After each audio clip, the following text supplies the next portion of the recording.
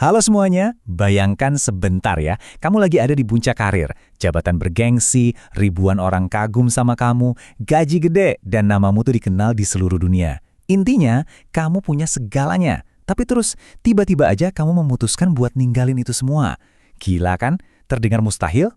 Nah, percaya atau enggak, itulah yang persis dilakukan oleh seorang ulama dan ilmuwan muslim yang sangat legendaris, namanya Al-Ghazali. Ini kejadiannya hampir 1000 tahun yang lalu loh. Dan keputusan yang super radikal ini nggak cuma ngubah jalan hidupnya sendiri, tapi benar-benar mengubah sejarah pemikiran Islam selamanya. Coba kita bayangkan perbandingan ini. Di satu sisi, ada kemewahan ibu kota kekaisaran di Baghdad, penuh dengan sutra, kekayaan berlimpah, dan panggung perdebatan intelektual yang megah. Terus di sisi lain, kesunyian gurun yang sepi, pakaian compang-camping, dan pencarian jati diri. Gimana ceritanya seseorang bisa melompat dari satu ekstrem ke ekstrem yang lain kayak gini? Yuk kita telusuri jejak sang legenda ini. Oke, kita mulai dari masa-masa awal, yaitu puncak kejayaannya di Baghdad.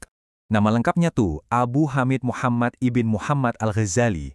Beliau lahir tahun 1058 Masehi di wilayah Khorasan, yang sekarang itu bagian dari Iran. Dari kecil, kecerdasannya emang luar biasa banget. Dia belajar dari satu kota ke kota lain, sampai akhirnya berguru ke ulama paling besar saat itu, Imam Al-Juwaini di Nishapur. Nah, bukti kejeniusannya ada di angka ini. Bayangin, di usia yang baru menginjak 34 tahun, dia udah diangkat jadi kepala madrasah Nizamiyah di Baghdad. Kalau di zaman sekarang, itu ibaratnya kayak jadi rektor gabungan dari universitas-universitas top dunia sekaligus. Keren banget kan? Skala kesuksesan duniawinya benar-benar kan tertandingi. Al-Ghazali saat itu lagi ada di puncak dunia. Dia ngajar lebih dari 300 murid elit, dan muridnya ini bukan sembarangan. Ada pangeran, menteri, sampai ulama-ulama dari Andalusia Spanyol sampai ke India, semuanya duduk bersila dengerin kuliah dia tiap hari. Kalau dia lagi naik kuda keliling Baghdad, pengawal dan pejabat elit itu pada ngikutin di belakangnya. Dia benar-benar punya segalanya. Dan ini bukan cuma soal jabatan aja ya, dia juga pegang kendali intelektual absolut. Waktu itu, pemikiran filsafat Yunani kuno, kayak dari Aristoteles dan Plato, itu mulai menggerus akidah umat Islam. Terus, apa yang dilakukan Al-Ghazali? Dia nulis sebuah mahakarya berjudul Tahafut al-Falasifa atau Kerancuan para Filsuf. Menariknya, dia pakai logika filsafat itu sendiri buat meruntuhkan argumen mereka yang dianggap bertentangan sama ajaran Islam.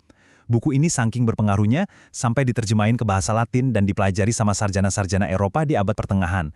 Di titik ini, dia bisa dibilang udah nggak punya rival intelektual lagi. Tapi, justru disinilah segalanya berubah drastis. Kita masuk ke fase krisis batin sang Mahaguru. Waktu dia udah nggak punya musuh lagi di luar sana, dia justru dihadapkan sama musuh yang paling mengerikan di dalam dirinya sendiri, yaitu egonya. Coba deh resapi pertanyaan ini. Di dalam buku autobiografinya Al-Munqidh min Ad-Dalal, dia benar-benar jujur sama dirinya sendiri. Dia sadar kalau niatnya udah bergeser. Dia ngerasa kayak, jangan-jangan aku ini munafik yang lagi berdiri di tepi jurang neraka cuma gara-gara gila hormat dan popularitas. Krisis spiritual ini menghantamnya keras banget, sampai-sampai bermanifestasi jadi penyakit fisik yang sangat parah. Pernah suatu hari, pas dia mau ngajar di mimbar, lidahnya tiba-tiba terkunci. Bener-bener nggak bisa ngomong sama sekali. Tenggorokannya kayak menyempit karena rasa sedih yang luar biasa, sampai dia nggak bisa nelan makanan atau minuman selama hampir 2 bulan. Bayangin aja, dokter-dokter paling ahli dari seluruh kekaisaran sampai nyerah. Ini seakan jadi tamparan keras buat dia supaya berhenti menuhankan urusan dunia. Hal ini membawa kita ke keputusan ekstrimnya, pengembaraan mencari makna hidup. Karena sadar kalau perdebatan intelektual nggak bakal bisa nyembuhin hatinya, di tahun 1095, sang Mahaguru ini ngambil keputusan yang bikin syok semua orang. Dia membagikan semua hartanya, ninggalin jabatan bergengsinya, berpamitan sama keluarganya dengan ninggalin bekal secukupnya, dan pergi mengembara sebagai seorang sufi. Dari rektor elit yang pakai jubah sutra, dia berubah jadi penyapu lantai masjid di Damaskus. Selama 10 tahun dia mengembara dalam kesunyian. Dia beribadah di Yerusalem, terus menunaikan ibadah haji, benar-benar aktif berusaha mencabut akar cinta dunia dari dalam hatinya. Nah, buat mastiin egonya benar-benar mati, waktu dia lagi di Hebron, tepatnya di makam Nabi Ibrahim, dia bikin 3 aturan yang sangat ketat buat dirinya sendiri. Pertama, gak akan pernah ngunjungin istana penguasa. Kedua, nggak akan nerima hadiah apapun dari kerajaan. Dan ketiga, nggak akan pernah lagi ikutan debat. Ini tuh langkah yang sangat radikal buat ngelepasin diri dari belenggu status sosial yang selama ini memenjarakan dia. Dan tebak apa yang terjadi setelah itu? Mari kita bahas mahakarya pencerah jiwa yang lahir dari perjalanannya. Waktu dia akhirnya kembali dari pengembaraannya yang panjang itu, dia nggak datang dengan tangan kosong. Dia bawa semacam obat spiritual yang luar biasa. Karyanya yang paling monumental lahir di periode ini, yaitu Ihya Ulumuddin, atau menghidupkan kembali ilmu-ilmu agama. Lewat kitab ini, Al-Ghazali berhasil ngejembatanin jurang yang selama ini misahin ilmu fikih atau hukum Islam yang sifatnya lahiriah dengan tasawuf atau kebersihan hati yang sifatnya batiniah. Dia menunjukin kalau ibadah fisik dan kebersihan hati itu bukan dua hal yang bertentangan, tapi justru saling melengkapi. Buat ngasih gambaran seberapa besar dampak buku ini, banyak banget ulama besar yang ngasih pujian setinggi langit. Bahkan ada yang sampai bilang, seandainya semua buku Islam hilang dan cuma tersisa Ihya aja, maka itu udah cukup. Wow, luar biasa banget kan? Dan buktinya, sampai detik ini, karya ini masih terus dipelajari dan dibaca sama jutaan orang. Kitab ini benar-benar jadi panduan, mulai dari soal adab sehari-hari, sampai gimana caranya mencapai keutamaan jiwa di hadapan Tuhan.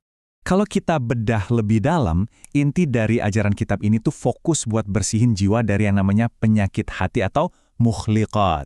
Al-Ghazali ngajarin secara detail gimana caranya mencabut kesombongan, ngilangin rasa iri dan dengki, dan mengikis keinginan buat pamer atau riya.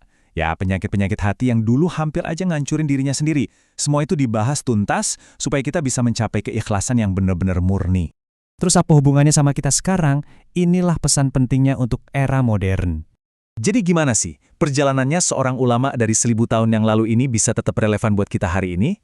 Kayak yang kita tahu, Al-Ghazali itu kan dapat gelar Hujjatul Islam atau bukti kebenaran Islam.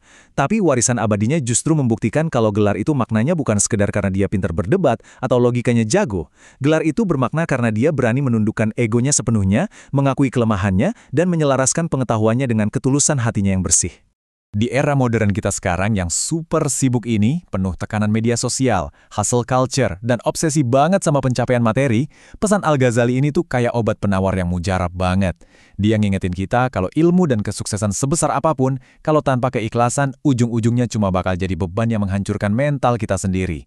Kadang, obat terbaik buat mengatasi burnout itu sesederhana berani melangkah mundur. Ambil jeda bentar dari kesibukan duniawi, bersihin hati, supaya kita bisa nemuin lagi arah hidup yang sebenarnya. Nah, saya mau nutup sesi bedah materi ini dengan sebuah pertanyaan buat kita renungkan bareng-bareng. Di tengah kesibukan kamu ngejar puncak karir, ngejar likes, dan nyari validasi duniawi, apakah kamu benar-benar tahu apa niat utamamu? Coba deh nanti ngaca sebentar, dan tanyain ke diri kamu sendiri, sudahkah kamu menemukan keikhlasannya? Pikirin baik-baik ya, sampai jumpa di penjelasan menarik kita berikutnya.